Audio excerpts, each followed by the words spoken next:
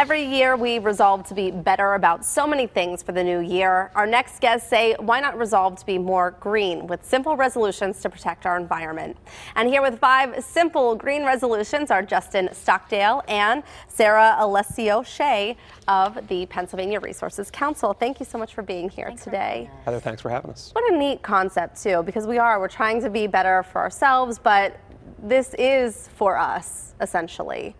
So you guys. That's right. Yeah, you know, it's New Year's resolutions. We all have them. I've had a whole lot of them that I've broken over the years. And so this year we're trying to break them down into some really simple things that are really hard to break, frankly. Yeah. So you have kind of 5 tips to guide us, starting with just avoiding toxins in your home. I know this can be kind of difficult to do because we're all used to those go-to cleaners, but this is a good one to start with.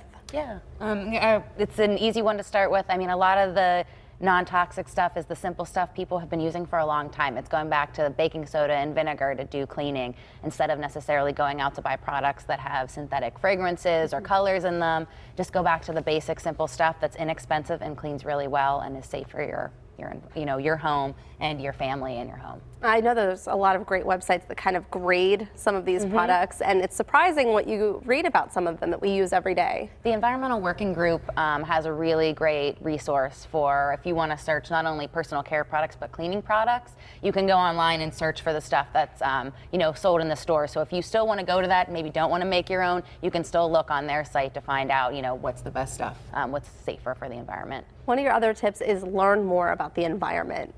Yeah, I think it's to all of us. I think we all learn something new every day. I'm sure as a TV host, you learn something new in every segment every day. Absolutely, yeah. Right, and so it's we try to encourage people to just pay attention to the world around them, right? To look out there for opportunities to learn something different about their environment or about how they might participate in improving it or protecting their environment. PRC's website has a ton of resources and things that people can do actively every day, not only in what you do during your day, but also then what decisions you make about how to get rid of things when you're done using them. Like recycling and reusing, those sorts of things. That's right, yeah, and it's not just, recycling has always been about bottles and cans. I think every one of us and all of your viewers have grown up, bottles and cans and newspaper, that's what we recycle. And today, and we'll talk about a little more here, there's so many different things that are, readily recyclable in our lives, to pause and think about them. One of your other tips is to become a more savvy consumer and think about some of the purchases that you've made.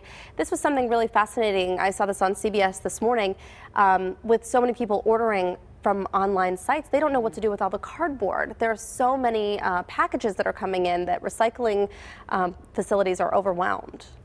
Yeah, to some degree overwhelmed, but I think it's a shift in the materials that we receive. And if we look back 10, 20 years ago, the thickness of our Sunday newspaper was 2 or 3 times what it is today, right? So what we recycle has always evolved, and it's an always changing thing. But certainly online shopping has had a huge impact. What do we do with all that cardboard? And I think, around Pittsburgh and around Western Pennsylvania, almost every one of us has access to recycle that cardboard just like we do our bottles and cans. So it's something we can easily manage and incorporate into recycling. So how else can we be a savvy consumer in that respect? I mean, I think looking at, going out and looking to buy something, is this something you're going to use in the long term? Is this more of a one-off thing?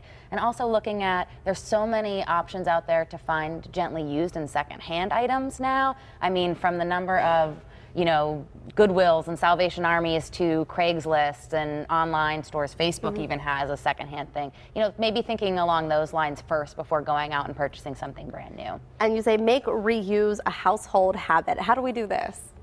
Reuse is, again, as Sarah points out, it's something that's been going on in this country for as long as we've been a country, right? It's finding alternative, outlets for stuff that you no longer need, but that still have a second life. You had a guest on from the Animal Friends this morning. Yeah. And animal shelters are always in need of dog bowls and leashes, and your dog outgrows its collar as it's growing up. Well, it doesn't have to go in the trash can. It can be donated to a nonprofit like that who will make very good use of it. And I think that it's often overlooked. We think of reuse or donating things. Well, it's only Goodwill, it's only Salvation Army. But across Western Pennsylvania, there are so many different specialized organizations, from household or durable medical equipment, so things like walkers and wheelchairs can have a second life, whether here at home or globally around the world. And so we really want people to, again, to pause and think about that stuff before they throw it away. Does it have a second life? And is there somebody out there that might use it, and can you find the right location for it? That's really interesting and definitely something to consider. And you also say to share with your friends. This is something that you can easily do. Oh, and I mean, I think being, green or going green, sharing with your friends and kind of being maybe the one person that starts one thing, it's how it spreads really easily. And I mention this a lot. We have, coworkers. For the longest time, I would go to a restaurant and I never thought twice about not saying, don't put a straw in my drink.